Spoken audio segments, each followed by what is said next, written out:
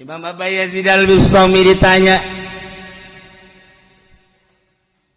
minaina anta takulu wa tashrabu, di mana anjeun dahar jeung nginum, sedengkeun anjeun mah kapan lah kasaba teu usaha teu naon. Dijawab ku Imam Abu Yazid al-Bustami, min haitsu yarzuquhullahul ba'udah, ti arah anu Allah ngarizkian kareungit. Afataro, apakah anjeun neuleuh ka reungit? Reungit boga perusahaan? Henteu. Reungit boga sok dagang? Henteu. Reungit nyana osok kitu ngaranna kuli? Henteu. Tapi ya tadi rizkian bae ku Allah. Tah, sakumaha Allah ngarizkian ka reungit sarua jeung ka kula ge ngarizkian. Teu kudu dagang, teu kudu tani, teu kudu nanaon, bakal dirizkian bae. Eta lah tawakal kula ka Gusti Allah. Masya Allah. Menang 2 poe salat ngamakmum, Allahu Akbar, ngamakmum biasa, wali ge ngamakmum, oh masalah kan sah ngamakmum. Orang wali kan lain wali sah, sallu khalfa fajirin wa birrin, salat bareng kabeh tak tukangeun jelema anu fajir jelema anu birrin bagus sah bae oh masalah. Lamun kuat ngan kulantaran biasa teu kuat urang sebab perbedaannya jauh jarang. Nyana ngamakmum biasa Allah. Beres ngamakmum, imam nanya, Masya Allah mama, ditanya deh min aina takulu atas sebuah kasabalan. Ai mama di mana ieu dahar jeung nginum sedengkeun teu kasaban mama. Masya Allah. Cek Imam Abu Yazid dani. Geus tungguan heula sakedeung aing deuk salat heula qada. Ke beres qada kakarak aing ngobrol jeung sia. Teu sah salat aing. Allahu Akbar nyana salat. Beres eta imam kan kaget teu sah. Ya aing sakieu hebatna sakieu teh. Maman teu sah. Beres ditanya deui salat. Entos maman entos. Pan mamang teu sahkeun. Ai sia ka aing nanya di mana dahar, di mana nginum, berarti sia teh jauh ka Allah. Lamun sia teh jauh ka Allah, aing ngamakmum ka sia atuh aing mah nya ngamakmum ka jelema teh jauh ka Allah. Goblok sia. Teu sah aing salat aing. Ban urang mah ku ari teu sah kabehan salat. Imam lagi, waduh. PNS makani. Budak lamun teu boga ijazah mah teh dahar. Oh, tah geus. Jarah kudu dirampe sama kos kitu mah imam. Tah, Imam Abu Yazid al-Bustami kos kitu goblok aing. Sia nanyakeun di mana dahar, di mana nginum aing teu kasab, berarti sia teu nyoka pangeran. Manya aing ngamakmum ka jelema nu teu nyoka pangeran teu sah salat aing. Kodok sia. Kan bener eta ngomong. Oh kos salah tapi bener, kos bener tapi salah. Nu jelas ba ahli Allah. Eta lah pangkat kamal. Nah jelema-jelema anu geus sampurna dina kaimananana salat bakal berbeda. Sebab naon? Moal karasa capek salatna indah jeung nikmat. Sebab lain nyana aya energi-energi anu ku Allah dibikeun dibere ka jana sehingga urang nu neuleukeun nyana nu kaget. Salat itu berapa? Masya Allah kudu dices beureun ieu mah. Allah Akbar. Allah Akbar. Lainnya anu salat. Perasaanana dibawa. Geus dibawa ku perasaan nu lain, perasaan urang. Eta lah nu hese dicaritakeun. Geus tabanya nama jam sabaraha we. Penting salat sadaek nanya Allahu Akbar eueuh kacape. Allahu Akbar biasa beurang biasa. Eueuh kacape sebab eta perasaanana lain perasaan urang kieu. Itu lamun perasaan urang nu ieu mah atuh sarua jeung urang atuh capek. Salat duha 8 rakaat bae geus mung sang mangsing. Sang mangsing geus aing mah moal 8 poe isuk mah. Mah kunaon? Paregol. 4 lah aing isuk mah. Turun. 4 pegel keneh. 2 lah. Jadi henteu ka dituna. Tah sebab urang bangsa ngan urang mah hayu bae terus. Hayu bae engke ge dibere ieu ku Allah. Engke ge dibere set lamun urang terus bae. kan ulah ngarep-ngarep dibere eta mah rahasia Allah. Eta mah rahasia Allah, aya nu dibere aya nu henteu, aya nu dibere aya nu henteu. Ngan ketika dibere urang ge bisa kaget, oh ya Allah ya Rabbi, bere kuat sih, dibere hampang sih, dibere tenang sih, dibere tentrem sih, dibere plong. Mun dicaritakeun memeureunanan hese nyaritakeunana lantaran aya perasaan-perasaan anu di luar perasaan nu biasa. Iyalah jelema anu terus salatna anu salat hakikat, anu salat hakikatna disebut salat daim, anu geus ngarasakeun nikmatna salat. Jadi salat eta ngeunaheun sakumaha Kangjeng Nabi nyaritakeun bahwa salat eta nikmatna luar biasa. Ngeunaheun salat ialah alladzina yuqimuna shalah wa mimma razaqnahum yunfiqun. Mukmin anu sampurna teh nomer kalimatna bagian zahir, yunfiquna mimma razaqnakum, nyana mekenan merean nganapakahkeun harta-hartana anu menang pamere Allah di jalan Allah fi taatillah, lantaran teu ngarasa boga dirina jaya manu aya di leungeun teh ngan sakadar dilewatkeun ku Gusti Allah. Geus atuh ieu lewatna melalui leungeun nyana teh berarti seakan-akan ieu harta teh titah dibangunkeun, titah dibikeunan, lain kurang diempok-empok pake nikmatan ngeuneunahan.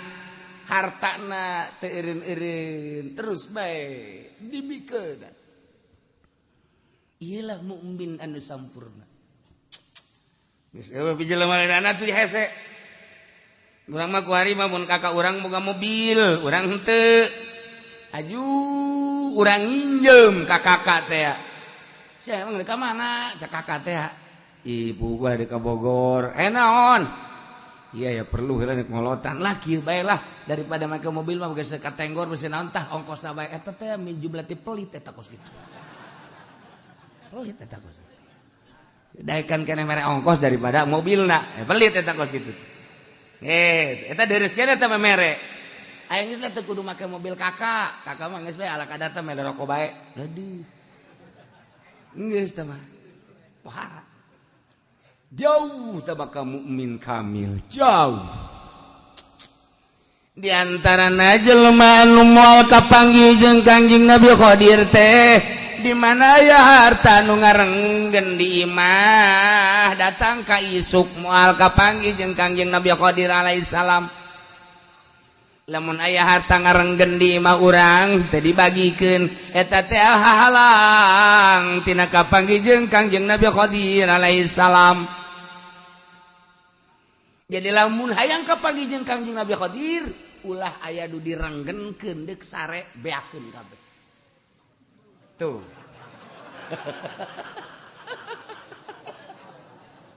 Ya Allah, ya Rabbi. Cek Sayyidina Ali lain jelema minal muqarrabin, lamun jelema masih keneh ieu neundeun ieu jang isuk, ieu jang isuk, ieu jang isuk. Lamun masih keneh boga pikiran ieu harta jang isuk, jang isuk, jang isuk. Eta teh ulah boga pikiran bahwa nyana luhur pangkatna, laisa minal muqarrabin lain. Ulah aya pikiran jang isuk ulah aya. Gitulah ahli-ahli Allah subhanahu wa ta'ala. Masya Allah karim. Nah ialah jelema anu mukmin kamil, razaqnahum yunfikun mimma razaqnahum, selalu nganapakakeun harta-harta anu menang pamere Allah, dinapakahkeun fi taatillah, dina jalan Allah subhanahu wa ta'ala. Urang keur boga tuh masjid bangun urang, tuh majelis bangun, tuh pondok bangun, fakir miskin, kemudian yatim piatu, hayo terus jalan-jalan kurang bagus, hayo geus teu kudu ngadaguan ti bupati, geus pokona mah kurang we jalan-jalan cai, ayo tet kena rapi. yunfikun fi taatillah Allah. Engke ge dibere rasa ku Allah, nikmat. Geus teu nganggap perhatikan kana harta. Urang teh nu mantak embung ngabangun jalan cai, embung ngabangun jalan, embung ngabangun mushola, embung ngabangun masjid. Eta teh hook ka harta, berarti urang memiliki ka harta. Eta lah hijab antara urang jeung Allah. Ku harta eta. Lamun tah. Ini hentang ngomong namanya. Lu bangun hampang teh gitu. Hijab eta antara urang jeung Allah. Mantak ditapak urang ku urang kena kayang jadi jelema luhur. Lain zikirna, zikir mah gampang.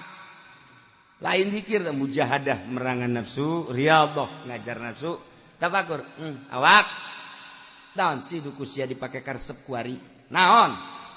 Asana sia jadi teu ngeunaheun amat bawa ibadahna. Makanya umur teh jauh bawa isuk bawa kapageto. Contoh, nusa umur jeung sia tuh, wari geus aya di leuweung. Sia dia moal kebal deui kajian ku kumaha ge. Ieu can ngeunah keneh bae. Hayo. Coba naon? Nu mantak ieu teu ngeunaheun ibadah salat segala salat segala naon kitu ngaji Quran segala naon aya naonan. Sia naon pake karesep kuari? Timbul ge urang resep naon ka naon kitu kajawab ku urang. Resep anu misalnya orang resep motor, ai motor sia pake karesep memang sia jeung ka mana? Ndeu ka mana? Sapira sia? Itu cenah aya jahe. Tuh. Sia makan. Teh panyakit tentang kos gitu segala jahe segala naon.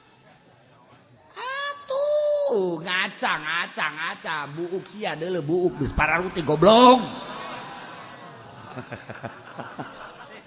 Tah pakur. Ya Allah. Era bae sia mah ku tolol teuing. Nah, iyalah naon anu engke dijawab urang sia resep tentang naon sebenarnya. Sia masih kena resep kana dunia sedengkeun dunia bakal ditinggalkeun.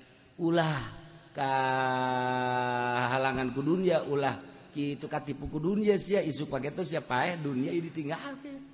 Terus be ku urang dipaksa urang teh gitu kebal teu nganggap urang kana dunia. Teu nganggap urang kana dunia. Oh, ieu mah aya uli ge uli.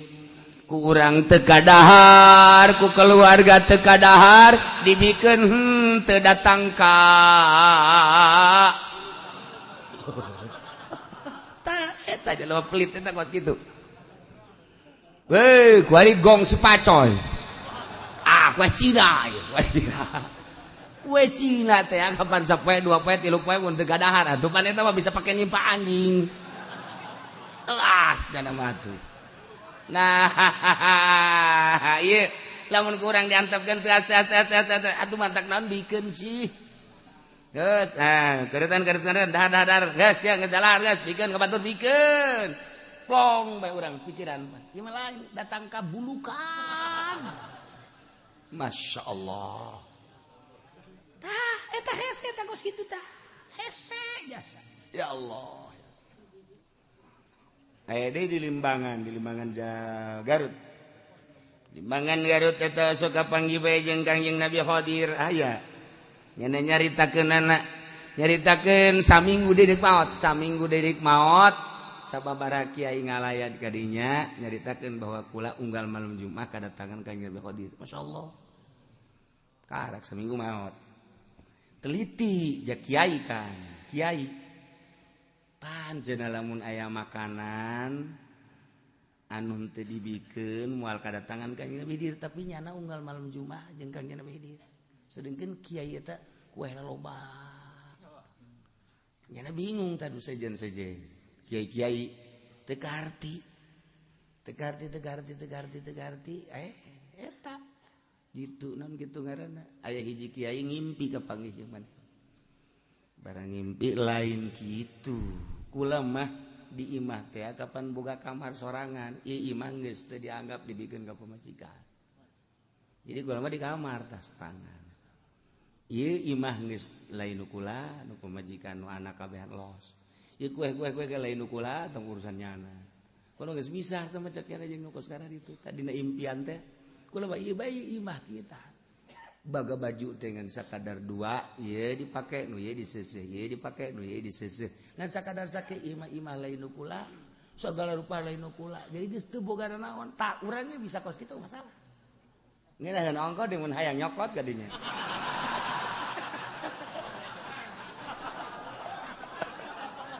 oh mau datang atuh sia ya Allah di urang di Tangerang aya di Tangerang sok kapangejeng Kangjeng Nabi Qadir aya. Catatan nu sok kapangejeng Kangjeng Nabi Qadir teh kan lain catetanana. Jawa Timur, kuari ge ye, Jawa Tengah, Jawa Barat, Tangerang misalnya. Kuari ge aya catetanana nu sok kapangejeng Kangjeng Nabi Qadir. Sasae tah ulah hayang nyaho. Pokona aya geus. Tah eta aya, catet dudu kapangih di Mekah, nu kapangih di urang, anu bisa nambah iraha bae hayangna ari henteu ditambah henteu datang tapi lamun hayang kapanggih bisa eta kan aya catatan-catatanna di jelema-jelema tertentu kitulah seputar ahli-ahli Allah Subhanahu wa taala nah iyalah jelema nu mukmin kamil wa mimma razaqnahum yunfikun teu hook harta dinapakahkeun di jalan Allah lantaran teu ngarasa nu nyana naon bae ieu harta nu datang ka nyana titipan ti Allah lain nu kula geus gampangeun jasa lamun endek ditasarupkeun teh gampang ulaika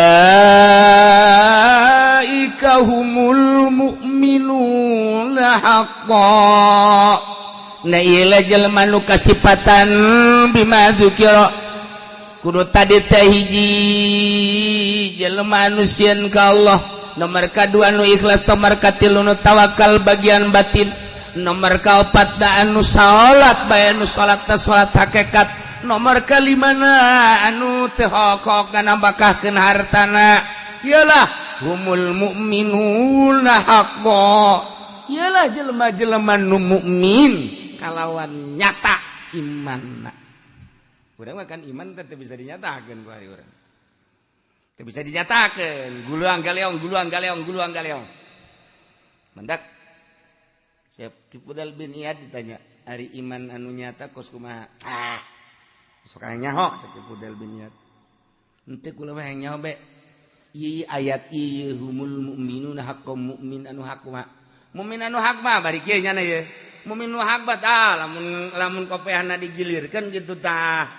Nya ka masjid ngagiler masjid oyag dikitukeun deui ku nyana kaget nanya kaget cih tah eta mumin hak masyaallah bebeja tah jelema teh eta nu tas nanya ka Kifudal bin Iyad bahwa Kifudal bin Iyad teh kos kitu nusa urang nanya deui geus meunang sababaraha poe mama hayang nanya wah ai mukmin anu hak tahu lah nyaho mukmin hak mah geus teh ahli Allah henteu kula mah penasaran mukmin anu hak kusuk masih mukmin anu hak mah lamun kopehna digular-giler tah oyag ieu taneuh dikitu jana oyag-oyagan kutek geus stop pracok eta mukmin hak yakin babarieu asa ngaditu sedikit jadi mukmin hak mah geus kun fayakun Allah dibikeun ka nya. Deuk hayang naon? Deukeut. Hayang ka Mekah dideketkeun set lengkah. Masyaallah kari. Deuk hayang duit daun cokot. Deuk hayang kumaha deuk hayang sayangan nya na embu urang mah pan gua loba ka hayang mah tak teu dibere ku Allah. Aing geus bunga naon. Satuk tuh loba ka hayang atuh kitu bae henteu. Wari barang berapa wali Allah mak ji na naon make raribut cenah di Indonesia wali Allah maka segitu naon raribut atuh jak kabeh ge nang Allah ye kariman na naon penting mah hayu bari ibadah tuh ka Allah kitu kan wali Allah mah endeu kumaha ge kajian teh urang lamun nyaritakeun jeung wali Allah mah hese sebab naon sebabnya nama ngagunakeun teh ruh ai ruh mah kapan atuh endeu kumaha ge bisa bae urang kuari salat di majelis bisa, salat di masjid bisa, salat di mushola bisa. Kebeneran urang nyaba ye ka Jakarta. Kebeneran urang deuk salat di Mancek, Gong si Pacoy. Urang nyaba ka ditu. Saya mau sholat. Oh, nggak ada tempat, ada juga itu kelenteng. Antum sholat di kelenteng gak masalah. Jangan sholat mah iya. Sholat Allahu Akbar di kelenteng urang. Sing hade begong si pacoyna hudang. Nah, jadi makin luhur teh makin bebas, makin teu bermasalah. Di kawan tuh gak masalah kenai urang baik ulah nyaritakeun batur. Eta mah urusan batur, urang baik ku ari mah geus datang ka mana ibadah ka Allah. Nah, kos gitulah jelema ngan eta kan hese hayang datang ka dinya teh urang mah kababawa ku pikiran-pikiran luar. Urang mah kababawa ku pikiran luar mantak ketika salat teh arasup ka dieu. Pikiran politik, pikiran ekonomi, pikiran budaya asup. Allahu Akbar lain salat. Aya golkaran di jero ieu. Allahu Akbar beres. Nailah mu'min haqqo. Ya nenu bener bila syakin lahum darajatun inda rabbihim. Lahum tetap ka para mukmin anu jelas anu hakabogaan pangkat di sorga. Inda rabbihim munggu pangeran di sorga naga atuh lain deui. Boga pangkat teh hartina darajat anu beda jeung nu sejen nomor kahiji ke mursalin, nomor kadua ke nabiin, nomor katilu iyalah jelema-jelema nu ngabogaan darajatun inda rabbihim 100 derajat bedana jeung jelema biasa. 100 derajat bedana ye. Di atu darajah urang lamun aya dina mukmin hak jeung nu sejen 100 derajat. Sadarajatna diukur kieu sadarajat teh ku gede-gedena eta darajat andai kata bumi jeung langit diasupkeun ka derajat nu eta asup kabeh. Sedangkeun nya nama 100 derajat. Geus hese nyaritakeunana. Masyaallah kunaon eta ku hese-hesena ikhlas. Ku hese-hesena hayang jadi mukmin haqqo. Ku hese-hesena innamal mu'minuna alladzina idza dzukirallahu wajilat qulubuhum. Seja anu ngageter-geter sieun ka Allah sehingga besi salah mana jelemana. Seja anu ikhlas teh mana? Seja anu tawakal tu Allah teh mana? Anu alladzina yuqimuna shalah anu salat hakikat nu mana? Anu wa mimma razaqnahum yunfikun. Iyalah nu 100 derajat bedana. Masyaallah. Wa maghfiratun jeung pangampura. Geus jelas atuh tamah manehanna lamah engke di dituna ditambahan deui warizqun karim. Ieu ne kasenangan anu pohara fil jannati di sorga. Ieu teh geus lain kasenangan dahar nginum jeung awewe lain. Lain ieu warizqun karim teh. Ukuran urang rizqun karim dahar nginum sagala aya. Urang mah kan ka sorga ge ka sorga ya urang mah hayalana eta. Sia hayang ka sorga hayang emang di sorga mah daharuna. Sagala rupa bidadari ge 73 we ge jepret teh we sakumaha karet burung. Urang mah hayalana eta. Hayalan teh eta sebab pikiran urang mah datang ka dinya. Ieu mah lain rizqun karim teh kenikmatan ruhani.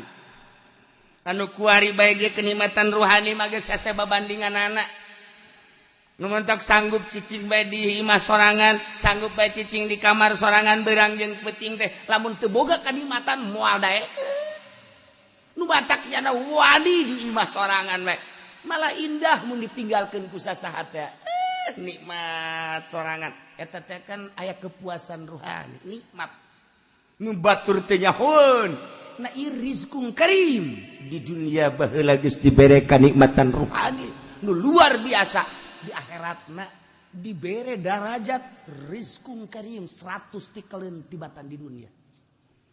Ya Allah ya Rabbi lain bantrak-bantrakeun ieu mah innamal mu'minuna ayat ieu pohara jasa. Ayat jelema-jelema anu ngabogaan iman anu sampurna disebut iman kamil. Anu geus kumaha nyana bae geus.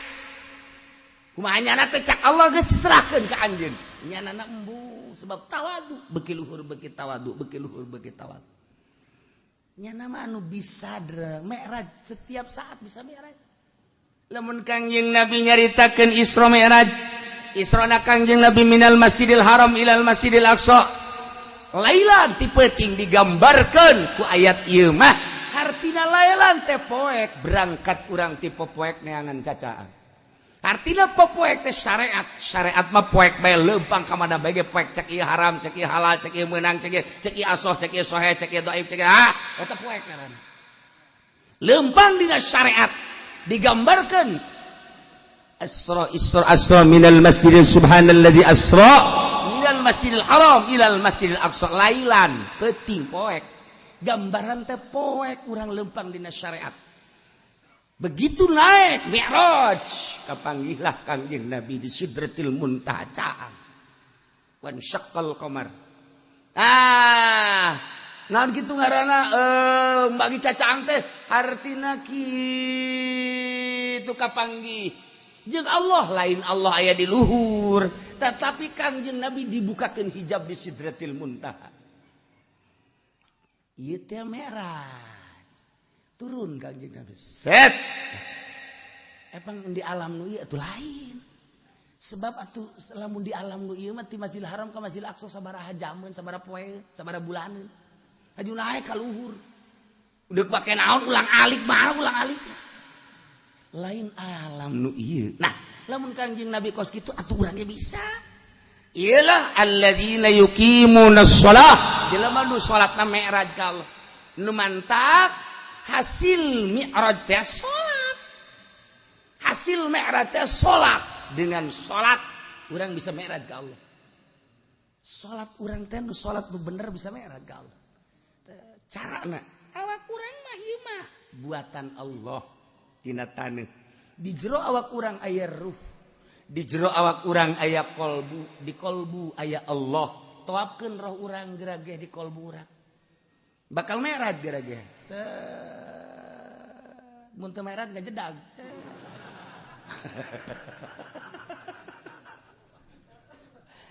Seperti gitulah ahli-ahli Allah. Eta mah secara global lah seperti eta. Praktekna tetep baik, kudu boga guru. Teu bisa dipraktekkeun kitu bae teu bisa. Sebab naon? Sebab cara narik napasna, cara peureumna, cara ngahadirkeunana lamun encan mujahadah, encan riyadhah, jeung encan zikir, tafakur moal bisa. Padahal ayat mah geus aya di urang. Tanda-tandana geus aya di urangan meraktekkeunana kudu boga guru ngaranna ieu lah guru mursyid. Ngan ieu mah keur carita alladzina yuqimunas shalah, jelema nu salatna salat hakikat. Artina salat hakikat mi'raj. Mi'raj teh kapanggih jeung Allah. Kangjeng Nabi mi'raj kapanggih jeung Allah. Urang salat kapanggih jeung Allah. Pan urang mah salat kapanggihna jeung motor mah lulu. Di dieu ieu motor, mobil eta onam deureus pasigana elektronik. Eta jeung urang Karawang. Mamanya salat kapanggih jeung itil teh. Beres atuh salat. Ya Allah, ya Rabbi. Ilah mi'raj allazi la yuqimuna shalat. Nah, ilah anu bakal dibere lahum darajatun inda rabbihim wa maghfiratu wa rizqun karim. Bakal dibere darajat, bakal dibere maghfirah, bakal dibere rizqun karim. Rizki anu indah, anu mulia, rizki ruhani. Kama akhrajaka wallahu a'lam.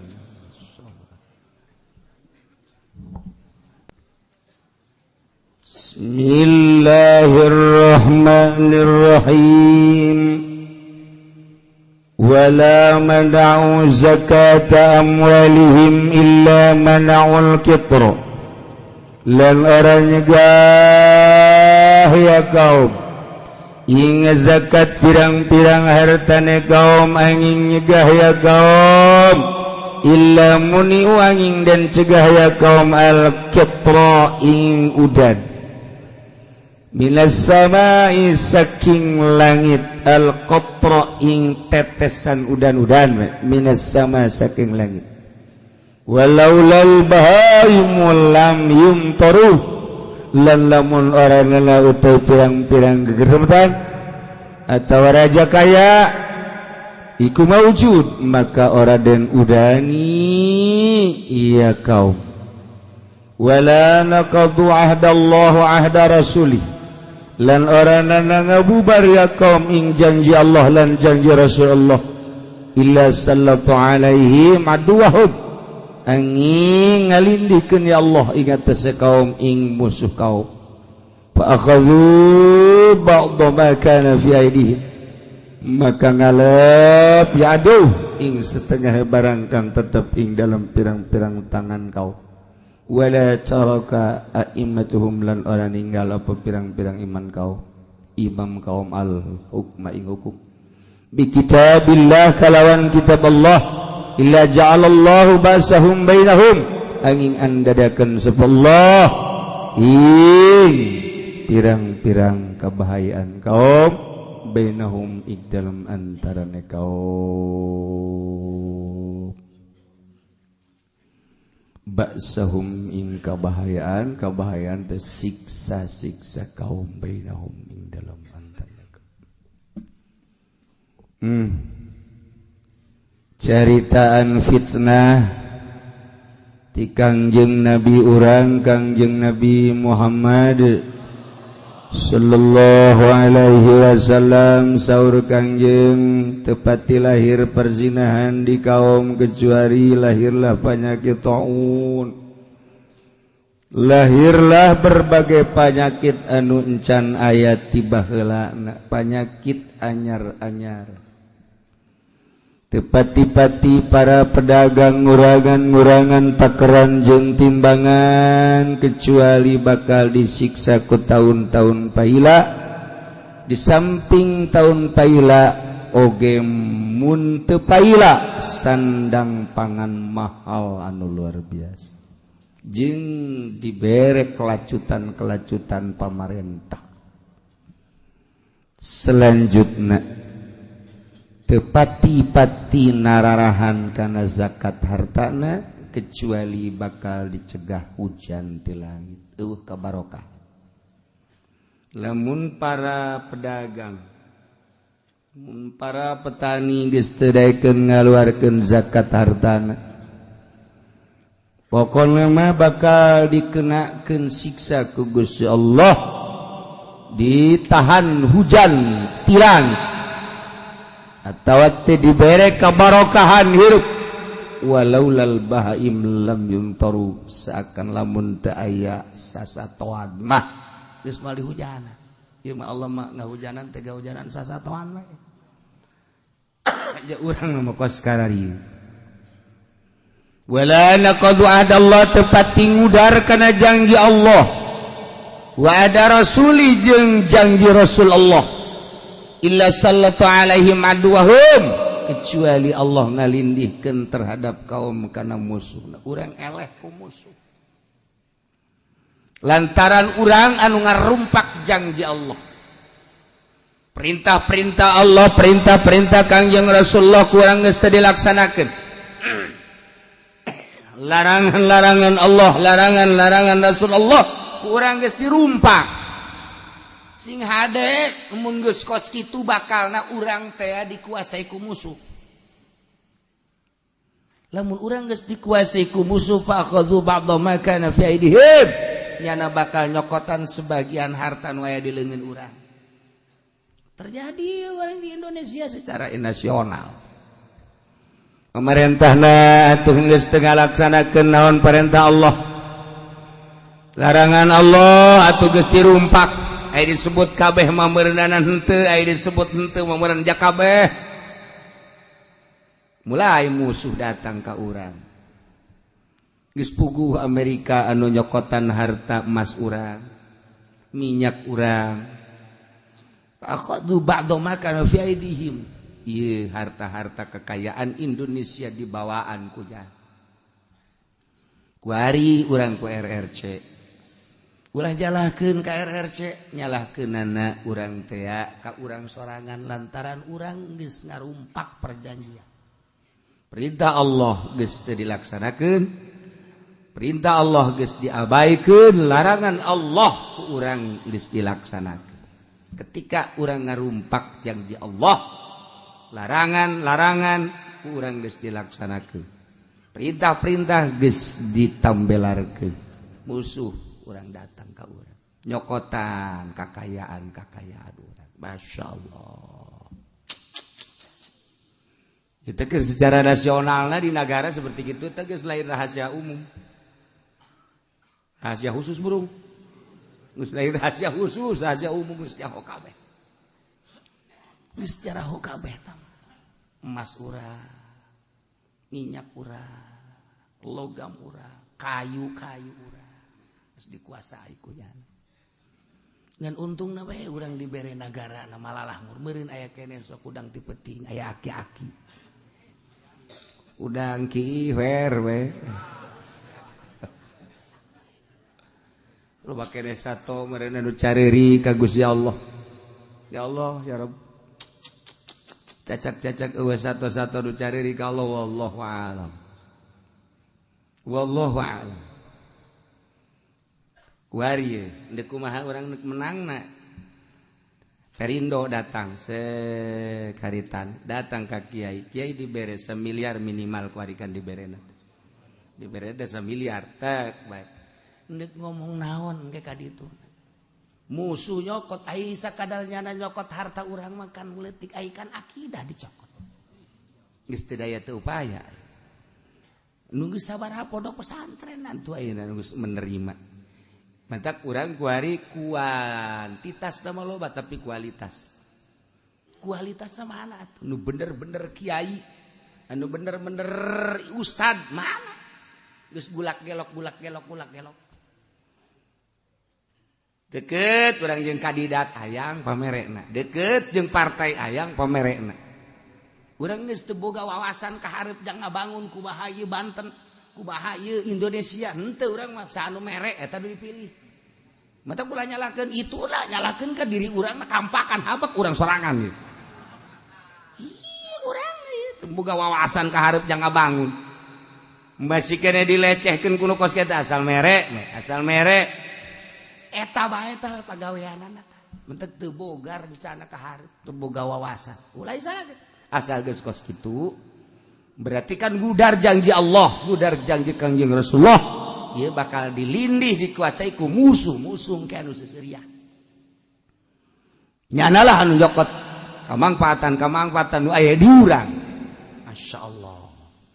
Wala taraka imatuhum al-hukman teninggalkeun para pemimpin kana hukum bi kitabillah kalawan kitab Allah tepati-pati pamarentah ninggalkeun hukum Allah illa ja'alallahu ba'sahum bainahum kecuali Allah ngajadikeun siksa di antara umat di antara kaum lamun pamarentahna geus teu make hukum-hukum kitab Allah Al-Qur'an geus bakal mata kuari teu eureun-eureun geus puguh tsunami geus puguh ditunon kitu ngaranna kitu gempa geus puguh lapindo angin teu eureun terus mah sebab teguran ti Allah lain gitu pakai kitab Allah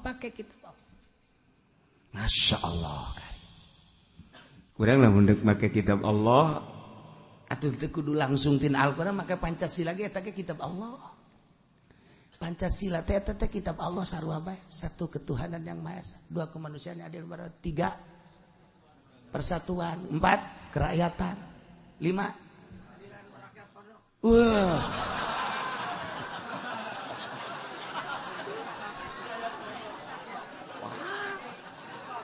Masya Allah.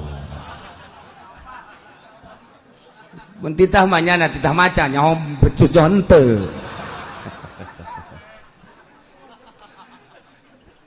Atuh di jerona coba hayu. Di jerona teh aya kapas, aya tangkal kayu, aya bintang, aya naon deui?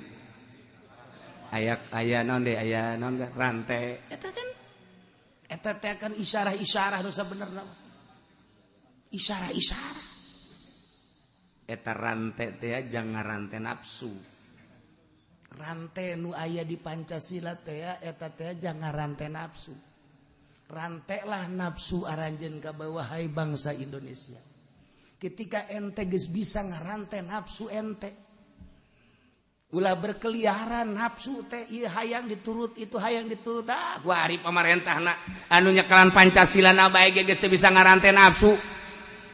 Nah engke bakal datang ke bintang teh cahaya teh artina ieu teh cahaya ilahi digambarkeun bintang dina Pancasila Islam urang geus bisa ngarante ieu geus bakal boga bintang. Islamun urang geus aya cahaya bakal aya tangkal kayu gede. Tangkal kayu gede teh eta teh maksudna bisa dipake ngiuhan, deuk diuk bae di handapna aya kitu ngeunaheun pake ngiuhan, deuk ngedeng atuh ngeunaheun, deuk nyalande di tangkal kayu bisa disalandean bisa diiuhan. Urang dahaga aya buahna amis itu bah. Eta teh lambang sebenarnya, masya Allah. Kabeh ieu ayana. Tapi kan eta kudu aya kapas. Kapas eta adalah bahan dunia. Wala tansa nasibaka minad dunya. Tetep urang teh kudu jang dahar jang nginum jang kaum urang mah kudu digambarkeun lah kapas. Ayana di naon gitu di burung Garuda. Eta teh di bawah burung Garuda mun urang geus bisa ngarante nafsu, dunyana ku urang ala kadar. Urang geus bisa aya bintangan cahaya, geus jadi tangkal kayu, bisa hiber dibawa ku burung Garuda. Masya Allah, lamun ku urang ieu ditaliti hiji-hijina atuh eta teh ulah disalahkeun Pancasila. Lantaran eta mah poin-poin Al-Qur'anul Karim ngan disalahgunakeun ku ari geus eueuh penyuluhan-penyuluhan Pancasila jadi we kos kieu. Camat teh teu pahameun Pancasila. Atuh bupati lagi teu pahameun. Lamun pahameun mah janjana ge moal korupsi. Rante tah. Rante. Maksudna rante teh dua di Pancasila pahameun tah henteu nyana. Ya Allah ya Rabbi. Ada makna beberapa makna di Pancasila. Aya sababaraha makna. Lamun ku urang ditafsirkeun ti mimiti nu biasa, datang ka nu luar biasa, datang ka nu teu biasa, datang ka Pancasila. Lain lalagaan ang saha eta Pancasila teh. Masya Allah karim mendak delekeun ge di Indonesia. Saha bae lamun geus teu menghargai Pancasila, kuari burung Garuda keur gigian bae. Mana Tito? Mana Jokowi? Maksudnya nek dipanggul kunyana. Mana Haji Pendi? Ha, ieu mah nek dipacok.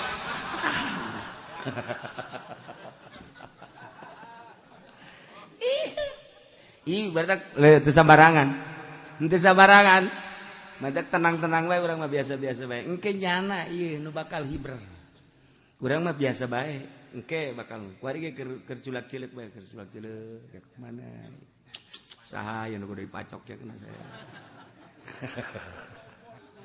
Itu. Ya Allah, ya Rabbi Gusti, hasa jasa. Masya Allah, boro-boro dek jadi ahli hakikat. Kabita kene orang malamun motor sekupi. Kabita kene nele Avanza geus pukar pikir bae hayang ganti ka Innova. Innova hayang ganti ku ari ka Pajero.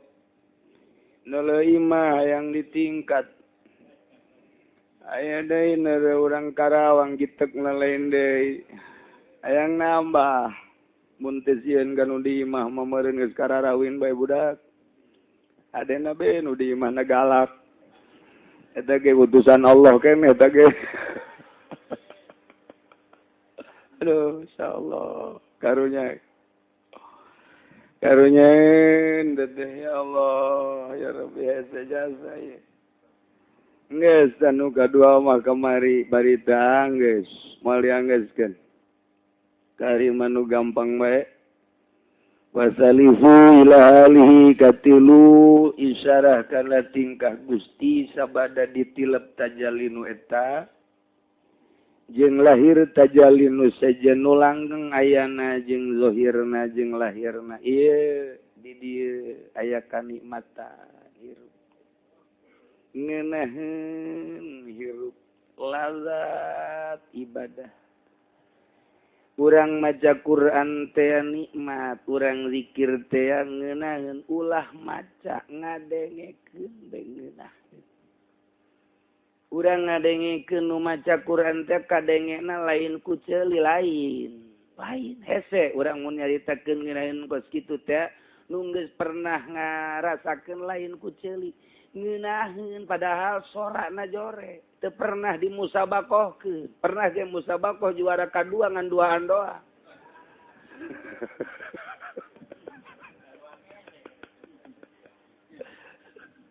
ele kudu kahiji duaan doa ngenaheun urang mun milu salat aju imamna salah padahal mah makhrajna tapi nikmat ngenaheun geus lain ukuran sora lain ukuran makhraj ukuranana ieu mah ditajalikeun ku Gusti Allah kalam Allah sehingga nikmat ngadengen nu zikir ngenaheun jasa eta teh engkena hayangna salat ngenaheun salat teh teu karasa lantaran aya kanginahan lazat ke nu mantak ngeunah kitu teh kunaon nu mantak ngeunaheun teh teu karasa dirina nu salat pan bisa teu karasa dirina nu salat lantaran teu ngaku bahwa dirina aya pan bisa kitu ngaji heula mondok moal bisa sakola sanawiyah mah datang ka kiamat ge moal bisa sakola aliyah datang ka dinya datang ka kiamat ge mondok nu mondok ge kena sekupi bisa gak ada jarak pareum lampu pondok ajur majelis taklim barelah gedeng deui serangan Golkar bakal terjadi deui beneran lain lalagaan golong siap-siap sorban geura amparkeun mulungan duit Golkar siap him yang meuli pentil sekupi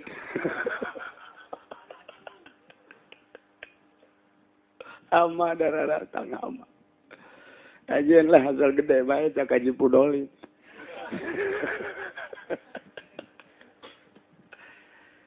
Masya Allah poek belekar nu diaji ku urang ilmu hakikat nu dipigawean ku urang atuh pikih ge acak-acakan jauh melung di mana-mana ari ngaku ahli torekat ari ngaku ahli hikam aing ngaku ahli zikir orang teu karasa mobil pamere atut motor pamere atut majlis pamere atut naon deui cak rohim hareuna aing ngalain ku atut ku WH atuh sarua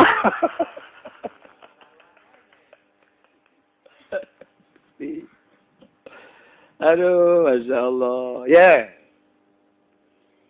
jelema teh kudu sampurna hirupna. Lamun ge sampurna hirup disebutlah insan kamil. Nu boga jurusan, nu boga julukan insan kamil Kangjeng Nabi urang, Kangjeng Nabi Muhammad sallallahu alaihi wasallam. Nah, umat Kangjeng ge aya nu diangkat jadi insan kamil kutub. Aya nu jadi insan kamil wali.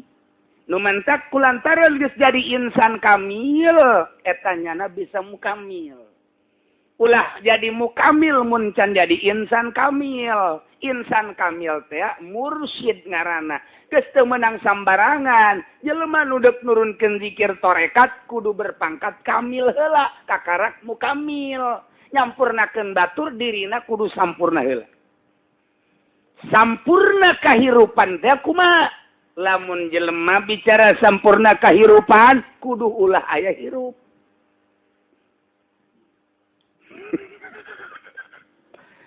lamun nyaritakeun sampurna kahirupan ulah aya hirup kitu teh bahasa wali aya hirup kumaha atuh hirup teh ulah diaku urang mimitina eueuh srot bapak urang nitipkeun cai mani kamana karahim indung urang 9 bulan borosot rohim bentukna abdi brojak jelema sarieun jelema apa lain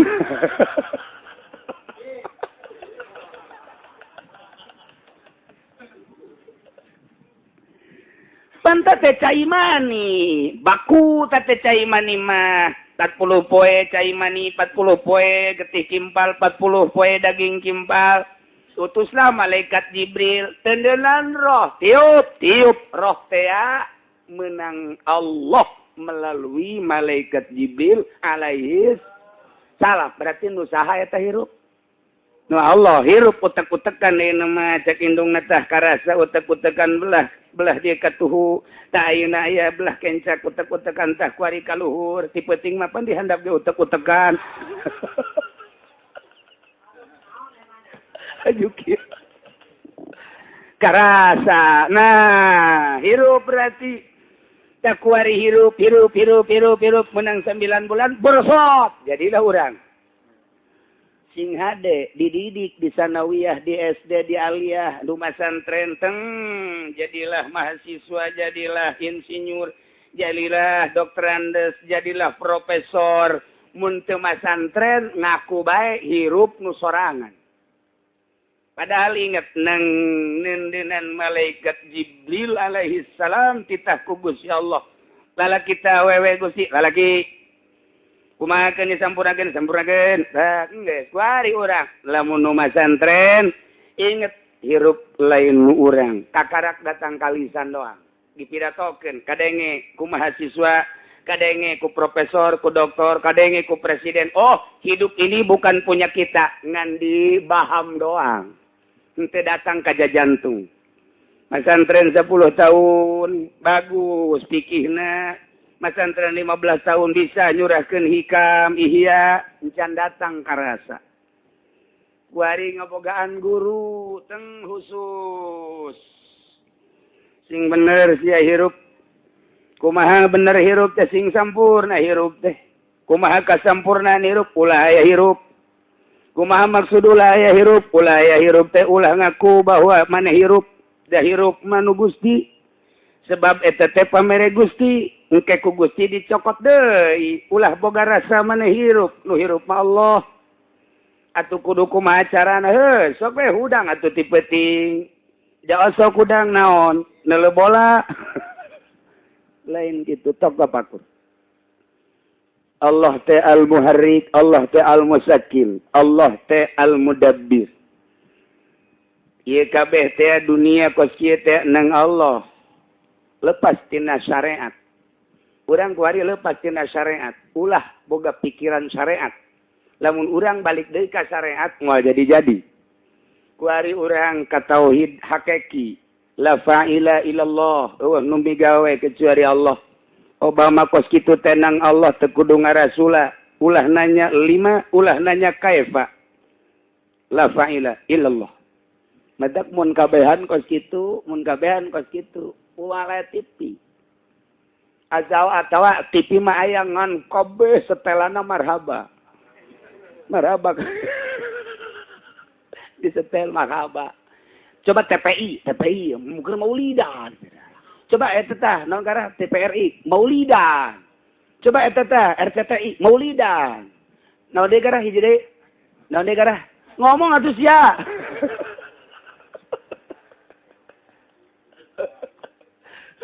Acara naon kos kadar itu mah terame. La fa'ila illallah. Aya Raja Bush, aya Bill Clinton, aya Obama nang Allah.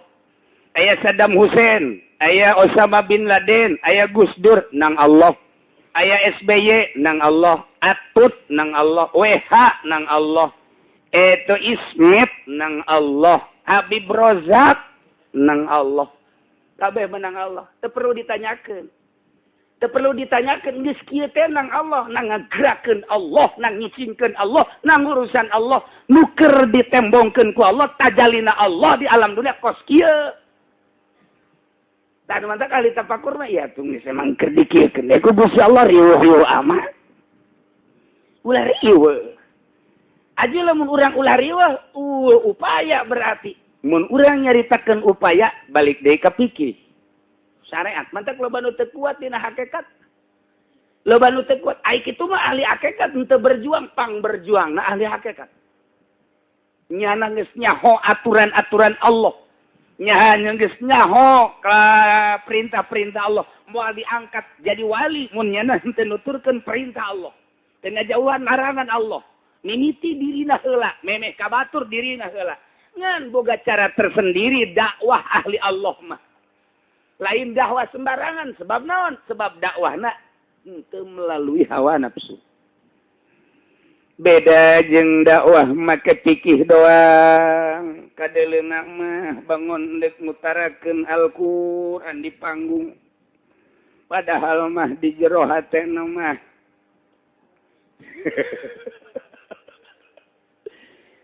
eta kiai pang munafekna. Mun hayang nyaho jelema nu pang munafekna kiai ahli panggung. Lantaran disungutna mah nyana teh deuk dakwah di jero hatena mah hayang amplop. Eki Soleh Jai ngomong amplop. Hayang geusina. Eta. Keur carita ahli hakikat ieu mah, keur carita ahli hakikat kiai nu kitulah nu ngarusak agama. Lain di mulut, lain di kolbu. Eueuh nu nyaho masyarakat siga nya Allah Maha Uninga. Lompat ka mana sia cak Allah? Sungut sia jeung hate sia munafik sia cak Allah. Dikutuk sia ku aing. Awas cak ku sia Allah. Mulai pengajianna surut. Mulai pasantrenna surut. Nyana ngomong kunaonnya aing dakwah bae tapi pan ieu surut tangkorak sia meureun. Hate sia. Ye, ja dakwah sekupi sia. Dakwah dapur sia, dakwah pondok sia. Jadi dakwah teh hayang kajian pondok, dakwah teh hayang kajian majelis. Tamah kiai ondo. Lain kitu dakwah mah. Tah, dakwah mah sampaikeun bener ulah hayang nanaon. Tah, urang lamun encan sampurna hirup, kayani ngaku bahwa urang hirup, ieu teh encan bisa nurunkeun ilmu lantaran dirina encan berjulukan kamil, encan berpredikat kamil, encan bisa mukamil. Kudu dileungitkeun heula eta teh boga rasa hirup da hirup menuju si Allah. Geus lamun urang kos kitu patut tah masih keneh ngarasa hirup, encan jadi wali. Wali mah kabeh teu boga rasa dirina hirup. Asana hese amat kiai mulai dilempengkeun lamun kamari urang nyaritakeun sampurna takbir eueuh nu kadeuleu iwal ti Gusti kuari mah langsung kana niat urang sampurnakeun sampurna niat mah ulah aya kahayang salila aya kahayang moal sampurna niatna contohan coba kiai kieu hayang amat hayang gara magrib ya hayang gara salat magrib bagus dah kadengena. Bagus kan? Bagus. Hayang gara salat magrib jasa. Eta doraka ta jelema teh. Pasti doraka. Lain boga ganjaran tah hayang salat teh lain boga ganjaran, boga siksaan. Teliti coba. Ku ahli tarekat mah geus kanyahoan. Sia hayang salat berarti boga kahayang tah. Heueuh cenah kula mah geus arab teu asana. Nyari awak lamun henteu salat magrib berjamaah. Sia ku hayang-hayang ting salat magrib emang kunaon pan lohor mah jeung asar teh dihayangan. Eta cenah ieu magrib mah sok aya deuk ka masjidna teh sok anu make tiung beureum tuh. Kanyahoan. Oh, berarti lain sama magrib-magribna. Di balik salat magrib ada tiung merah. Eta tah anu bahayana mah boga kahayang salat magrib ternyata lain salatna tah boga kahayang teh kos kitu. Boga kahayang teh kos kitu teh. Aya geura pilkada bae. Nah, aya naon di balik pilkada ieu? Aya naon ieu? Tanya ka rohim. Henteu cenah ieu ikhlas lillahi ta'ala. Allahu akbar. Bohong sia. Sok resep bae cenah aya 100 200. Eta teh boga kahayang teh. Boga kahayang. Aduh, hayang gara poe Minggu bae cenah ieu. Naon tuh ngaji ka Cilongok. Sia lain ngaji. Rindu jasa cenah. Alah lain sia ka jeneng magi. Beneran. Aing asal geus ka Cilongok poe Minggu ngeunaheun jasa. Bener sia teu kaselidik ku urang. Barang ditempo SMS-na. Masyaallah rang da.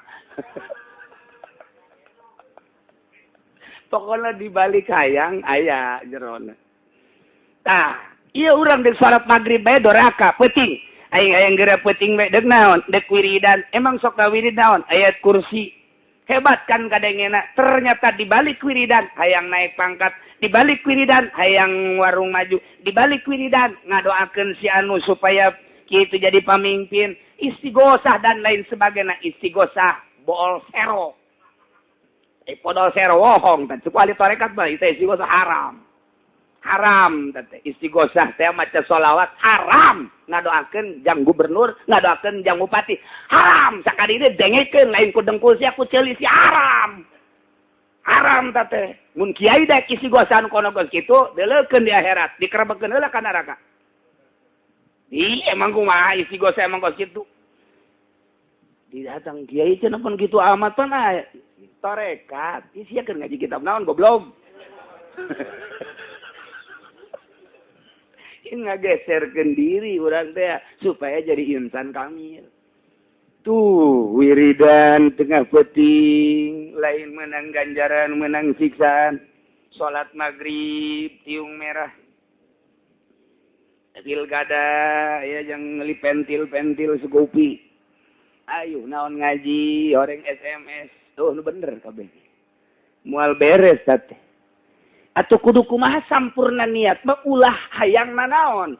Sehingga teu hayang nanaon kecuali Allah. Titik. Atuh urang kumaha salat mah kahayang mah. Edan berarti lain kitu salat eta ulah aya kahayang sebab di jero kahayang nafsu.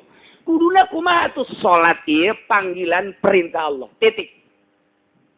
Panggilan perintah Allah ulah hayang ulah aya kahayang salian teh eta. Neulean jambe. Oh, tereh salat zuhur. Allah tereh memanggil. Dur salat zuhur deka mana? Deka masjid. Aya naon emang panggilan Allah. Hayang naon salat? Teu hayang nanaon. Sugan hayang sorga? Teu hayang. Sugan hayang kalem kuno sisi masjid? Ya aya setik. Tu aya bae. Ulah aya. Urang ngaji lillahi taala perintah Allah. Salat eueuh kahayang kedua Allah eueuh hiji bae Allah perintah Allah. Tah, engkena misah roh urang jeung awak urang. Lamun geus kitu misah, perasaan urang misah ge, coba ge. Lempengkeun ulah aya kahayang.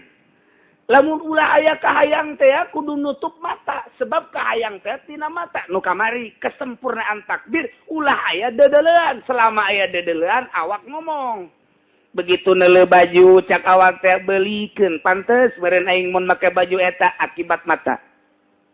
Begitu orang neuleuh sendal jeung sepatu cokor urang ngomong cak cokor teh beuli eta bagus amat mun dipake ku maneh syukur mun dipake ku aing bagus jasa aju kaciku pakai Mas Sarwiti mantep. Sok ger ayo naon bae ge kitu bae bakal ngomong bae neuleuh erloji cak leungeun teh cak leungeun beuli bae pantes asana meureun cak pinggeulangan teh mun dipake teh mah eta teh nyurup jasa. Sok ger kendaraan gitu kene dan lain sebagainya akibat tina mata kabeh ngomong curug ngomong ketika neuleuh cincin pinggeulang ngomong ketika neuleuh jam awak ngomong ketika neuleuh baju ketika neuleuh urang Karawang nu ngagetek mana nu ngomong mana nu ngomong cak nu dihandap datang sampurnakeun aing teu kuat. Aing teu kuat. Ngomong nu dihandap.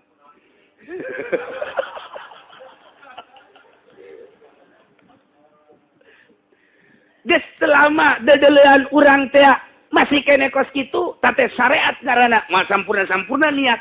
Datang ka paeh moal sampurna niat ulah aya kahayang, ulah loba dedeleuan. Sebab timbul tina dedeleuan bakal ngaromong awak urang teh. Lamun teu sampurna berarti mata urang teh takbir urang can sempurna syahadatna ge moal sampurna sebab syahadat nu sampurna mah eueuh kaendeup iwal ti ka Allah doang. La mawjuda, la maksuda, la matluba illallah.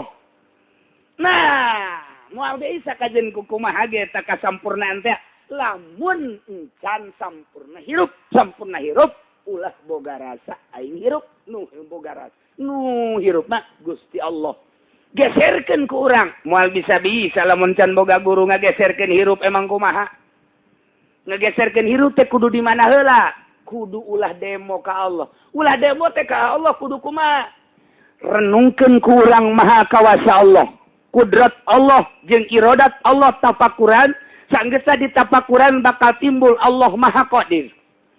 Bandingkeun kurang di dunia bae ge, ieu nu sugih teh teu bisa kumaha urang, kumaha cak nu sugih atuh kumaha Allah. Pamarentah bagi boga kakawasan teu bisa cak rakyat kumaha cak pamarentah atuh kumaha Allah. Allah maha sagala-galana geus ulah kumaha cak urang atuh tinggalkeun rasa hirup urang da dihirupan ge ku Gusti Allah. Wari ditapakuran teu ditapakuran mah moal bisa. Bari teu dipereumkeun mata moal bisa. Peureum mata ja teu bisa di lembur mah di jero kamar. Di jero kamar be urang di jero kamar boga TV nu leutik we geus. Hirup di jero kamar ai HP boga ngabohongan diri. Hirup di jero kamar TV leutik jang soranganeun aya jang informasi ngabohongan diri nek nanaonan atuh moal usul-usul ka Gusti Allah. Da hakikat nama lain urang nu deuk ka Allah, Allah anu nari ka urang. Hakikat nama lain urang deuk ka Allah, ku Allah bae ditarik ngan make perjalananna melalui syariat heula. Geus urang heula bahasa doang mah urang heula ge bersyariat. Urang nu deuk ka Allah, ai hakikat nama jalain urang deuk ka Allah.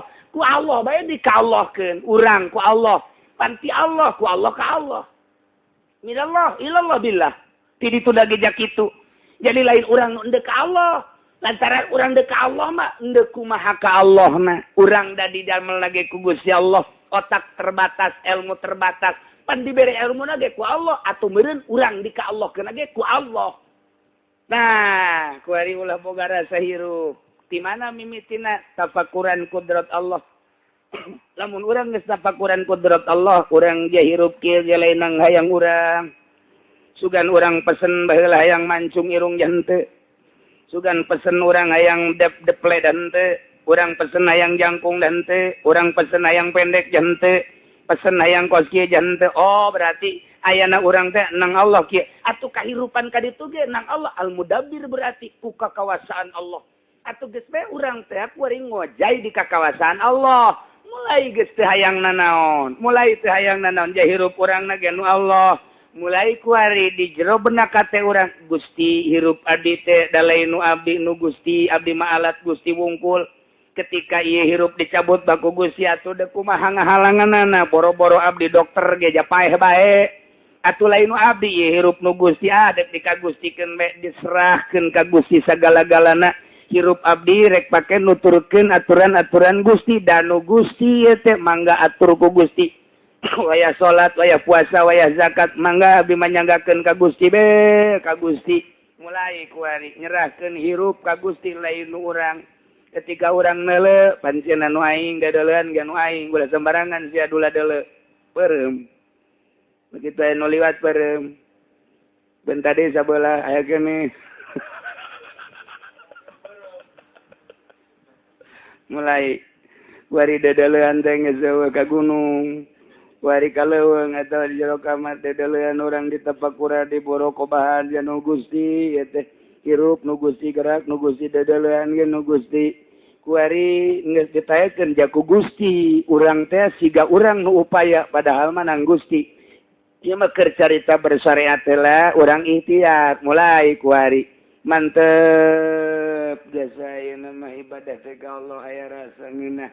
Kumaha emang ting bisa karasangeun anak dina salatna henteu boga kahayang ieu mah nuturkeun parentah Allah nangtung ieu nangtung teh dititah ku Allah tungkul teh dititah ku Allah cak Allah teh sia menghadap ka aing teh geus sesuai jeung aturan aing teu boga kahayang mandak maca Fatihah bae maca surat bae ruku bae babacaan ieu mah sagala rupa parentah Allah teu ngingetkeun kana makna teu ngingetkeun parentah Allah salat teh kos kieu sesuai jeung Kangjeng Nabi nyarios sallu kama raaitumuni usolli Allahu akbar teu boga perasaan naon geus ninggalkeun syariat fikih mantak lamun teu mikir heula bakal moal beres salat mantak kudu masantren heula ge tah teu kahartieun wah cenah nya norekat kudu hayo bae ngaji pikir deuk iraha norekatna babatok sia beureum teu diterangkeun mah kos kitu tah atuh cenah urang moal naek-naek atuh sia mikih bae heula keuna naek mikih heula keuna naek sebab bakal katinggaleun bakal ditinggalkeun sorangan pikih teh dengan sendirina urang salat teh usolli geus teu inget bahwa eta pikih perintah Allah bae. Tapi lamun urang inget usolli salat kaula endek jadi walid turun deui pan aya siaan pan aing. Tuh atuh ulah dibaca usolina pan cak pikir ku dibaca. Atuh kuari mah usoli bae, usoli salat kaula atuh moal naik-naik sia ada tekan modar ge. Ulah dibaca bae atuh jadi Amin Rais ya. Puyeng sia bolak-balik di dieu ge. Madak mikih bae heula nan ulah wakan orekat. Sebab ninggalkeun pikih teh lain berarti teu dilaksanakeun eueuh di benak hate. Nu ayangan Gusti Allah pelaksanana kitu-kitu bae. Ngan engke keur sorangan mah nyana lain deui. Keur berjamaah mah kitu bae. Engke aya sewaktu-waktu aya nu lain lah. Hoe eta teh nu pohonna teh. Nyana mau soli ge kadang-kadang subuh bae. Soli zuhur ge soli fardhu subuh Allahu akbar. Soli fardhu asar ge soli fardhu subuh Allah subuh bae nyana mah. Zuhur subuh, asar subuh, maghrib sudah. Mun aya di lembur urang nu salat usolina subuh tewak. Nah, eta poho. Nah, sehingga deh hartina lah ninggalkeun pikir lain teu miki. Rarasaanana geus ka Allah bae. Ieu mah nangtung da diparentah ku Allah. Allah takbir teh diparentah ku Allah, tapi ulah ngomong kos kitu ieu mah rasa. Kunggeus muraqabah jeung tapakur ngageser bakarna bakal kitu sorangan. Okos cek kitu dina hikam. Urang teh ulah ngaja nyieun kolong, nyieun bale bae kolong bakal aya. Ulah ngaja nyieun kolong, deuk naon tuh nyieun kolong. Nyieun bale bae engke kolong aya sorangan. Ieu ge urang mikih bae ge hakikat bae aya sorangan. Ulah ngaja bae ieu mah hakikat atuh engke balena di mana. Tuh, hikam teh kos kitu. Ayo bae geura nyieun bale nu rapi. Ge aya kolongan, ai geus aya kolongan mah tuh pake kandang kotok atuh. Nah eta kos kitulah. Sok geura. Tentrem kuari mah Allahu akbar. Henteu boga rasa sejak kaula salat. Eta nu make sejak kaula teh eta pikih teh. Ngaranna moal jadi solihin aja kecuali ganti ngaran. Aja solihin. Ente lain. Dibaca mah tetap dibaca api lain. Ku api lain, ieu mah parentah Allah Allahu akbar. Geus jana mah teu ngahartikeun Allahu akbar kabir Allahumma agung teu. Parentah Allah bae. Ngan geus liwat lain berarti henteu keur ieu geus. Jadi kuarina geus kos kitu bae. Geus diliwat sama kos kitu geus diliwat. Lain berarti haju eureun teu maca lain, haju teu salat komo. Oh, ieu mah cenah geus ahli tarekat tilok salat. Di bebatok sia. Meureun emang Nabi eureun salat. Tuh, teu nyahoeun. Nah, kuari mau sholli fardhu zuhri Allahu akbar. Ieu mah ngalaksanakeun parentah Allah teu aya kahayang kadua. Sugan rasa sorangan salat henteu. Allah nu salat. Sebab abdi didamel ku Allah, digerakkeun ku Allah. Ieu tanaga panu Allah, aya Allahan berarti kuat, aya Allahan ieu ngomong nu Allah, sora nu Allah, ieu angin nu Allah, hirup nu Allah, Allah berarti ngan ku kitu mah lain caritakeun rasa. Allahu akbar. Berarti nyana teh kuari keur aya di ilmu Allah, di kudrat Allah, di iradat Allah. Jadi ngeunaheun asa henteu sora Allah salain dirina nu salat Allah kuari mah. Tak kakarak datang ke sesi jenar, mun aya nu ngaku kos kitu paehan. Paehan tetep. Kecuali nyana henteu buka rahasia sorangan bae. Wow, loba salian teh siti jenar. Teu ngomong atuh para wali jak kitu kabeh. Ja henteu bisa henteu kitu mah kabeh ge wahdatul wujud nu hiji. Nu wujud mah ngan Allah hiji titik geus. Ngan aya anu oper teu terkendali. Ngomongnya aya anu terkendali biasa Allahu akbar biasa geus nyana teh teu boga rasana naon teu boga kahayang hiji bae parentah Allah ngalaksanakeun parentah Allah sehingga lamun teh mah ayeuna paeh atuh mangga teh teuing janu Allah masrahkeun diri paeh ge engkena paeh ge datang malaikat teh assalamualaikum waalaikumsalam saya abdi malakal maut dek nyebut nyawanya mohon atuh mangga tuh cek urang teh geus dipasrahkeun geus kebel abdi mah pasrah boro-boro maot salat hirup ge janten ngaku janu Allah hirup abdi ge apa nu Allah salat abdi ge atuh abdi mah teu ngarasa salat ja Allah tahajud abdi teu ngarasa abdi atuh ja Allah ngaji teh teu ngarasa abdi ja Allah mangga teh teuing atuh cek malaikat izin deuk nyabutna cabut ku sorangan bae coba henteu cek malaikat izin abdi mah nyabut nu kos kieu mah cabut ku sorangan geura kula anu mere cara dititah sorangan nyabut kumaha tuh carana ayo geura ndeukeun kumaha ieu ndek salat tas salat keur diuk apakah ieu teh keur berbaring ayo geura cabut ku sorangan asa-asa bae geus ku sorangan ih cek urang teh atuh mangga bae henteu ieu mah kula mah ieu mere cara bae mere cara ayo cabut ku sorangan emang geus dipasrahkeun geus kebel ieu ya hirupna ge nu Allah tah moal sieun kapain mah tak titah perang siap kita ngredit geus dipasrahkeun lah geus lila ka Gusti Allah. Nu eta ketika datang malakal maut mangga. Malakat maut na teh isieun. Yo, kieu ditungtun ku malakal maut. Kieu. Ayo cabut geura asa-asa. Nyeri si urang teh. Lalaunan. Kudu nyeri lalaunan. Sok asa ngaluarkeun sorangan. Dibere bayangan sorga. Kacabut ku sorangan. Lain dicabut ku leungeun. Boga cara tersendiri sebab 100 poe memeh maot geus dibere aba-aba rek maot. 100 poe teh geus dibere aba-aba rek 40 poe bisa dicatat. Bisa dicatat ahli Allah mah dicatat ya tanggal ieu ka ieu ka 40 poe bisa ngomong nya na aing asana poe Senin cek nya teh ieu. Ti ayeuna 40 poe mun ditasrehkeun bisa ngomong kitu. Ahli Allah rata-rata. Si Abdul Qadir begitu maruriang careurik kabeh cek si Abdul Qadir ulah ceurik abang moal kapaeh nu ayeuna pan kunaon anak abah hiji deui Abdul Razak hiji deui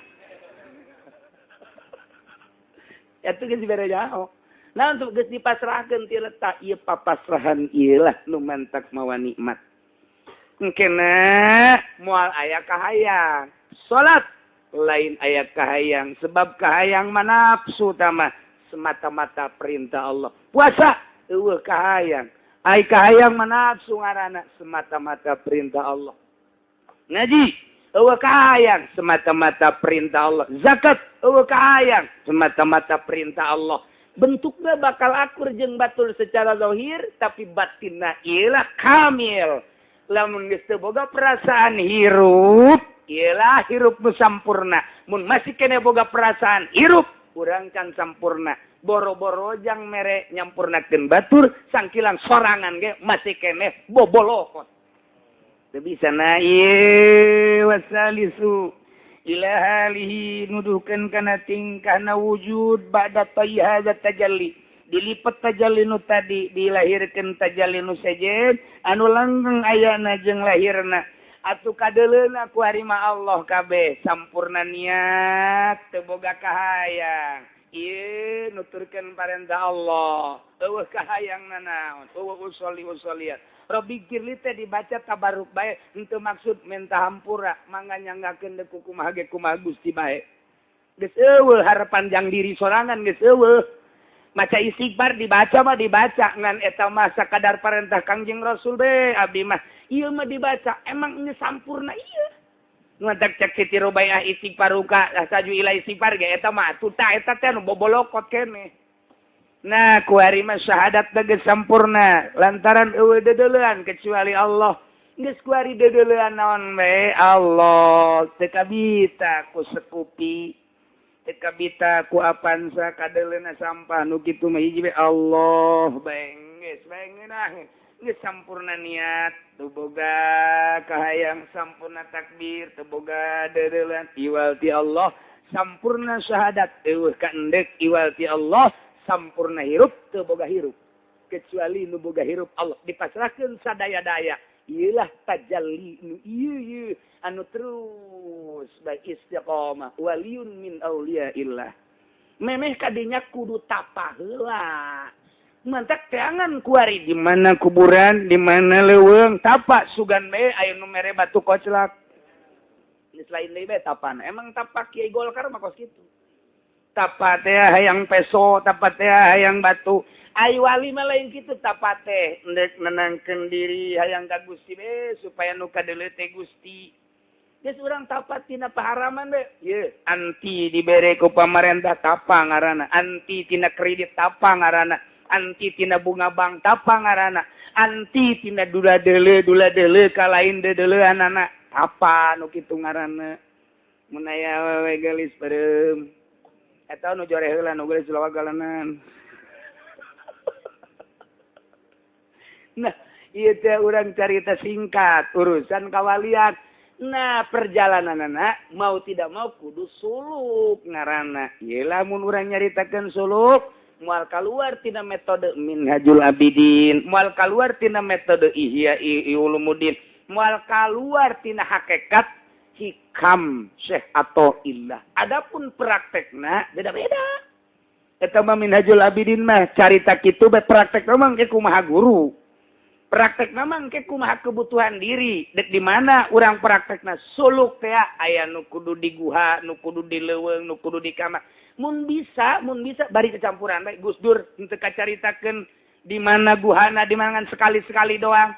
Nyana babarengan jeung masyarakatnya, tapi lamun teh suluk moal diangkat ku Gusti Allah jadi wali. Moal kabeh suluk. Aya nu babarengan bae ngan tetep kudu boga guru nu mentak Gus Dur mah teu kaluar ngomongna guru dibelem ku guru siap.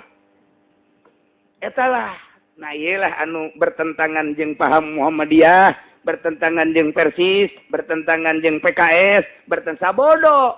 Tapi nu ngarasakeun diri sorangan, engke ngeunaheun geura maca Quran nikmat, zikir ngeunaheun salat. Aduh, penting teh geus ngeunaheun Allahu Akbar, geus inget di bumi alam.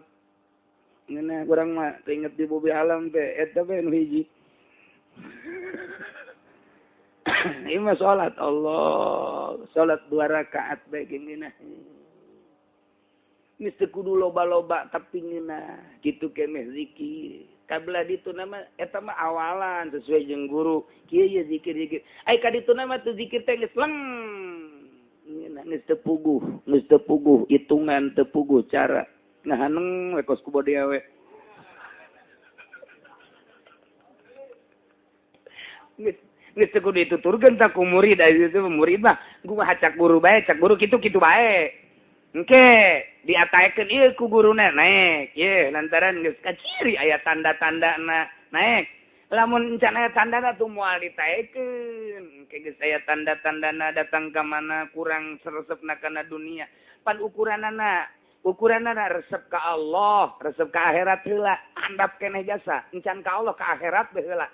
Berarti ninggalkeun dunia ngageser ka akhirat. Eta salah keneh. Mungkin nama lain akhirat mah pan sorga ulah aya sorgaan Allah ngan moal kadi-kadinyakeun heula ieu bae heula geser sabaraha persen neuleuh murid ngageserna tina resep lana dunia ka lain dunia karak naik engke aya doktrin ti guru ulah kitu bae kieu aya engke tapakurna kieu engke muraqabahna kieu aya bimbingan khusus lamun bimbingan khusus etalah engke ngarasa ahli tarekat padahal horenganan pelimbah. Ngarasa ahli tarekat padahal mah horenganan politikus korup. Ngarasa ahli tarekat padahal mah horeng rangda dibobonceng bae. Beres jadi bobonceng bae ditumpakan. Masya Allah, beres ditumpakan ge aya sampingan mah. Disinggalkeun saeutik. Ya Allah, baiklah caritaan huwa geus jadi wali Allah Subhanahu wa taala. Hese jasa kula melalui guru aya suluk teh bisa langsung Minhajul Abidin dipake teh bisa engkena badi haram sapeker. Ai sapeker haram ai HP boga 5. Ieu bakal nakos gitu aspek teu guru teh macaan hadis sorangan, macaan kitab sorangan. Teu boga guru teu bisa sebab nyana teu bisa ngabedakeun mana roh di jero roh mana lelembutan ketika ibadah kudu kumaha menghadapna engke ge bisa kaluar sorangan roh teh moal bisa guruan maka jeung kumaha ge nah ieu kulantaran sulitna hese pibibiteunana lantaran nu masantren ge hese geus urang mah wa adnan nasib at-taslim wa tasdiq panghandapna bagian kewalian pasrah jeung ngabenerkeun ka ahli Allah Subhanahu wa taala. Mudah-mudahan urang bisa kompet daunkeun jeung ahli Allah, dihijikeun jeung wali-wali Allah, bisa benderakeun jeung wali Allah sehingga urang di akhirat dibere syafaatul uzma ku Kangjeng Nabi, disafaatan ku para wali-wali Allah Subhanahu wa taala. Wallahu a'lam.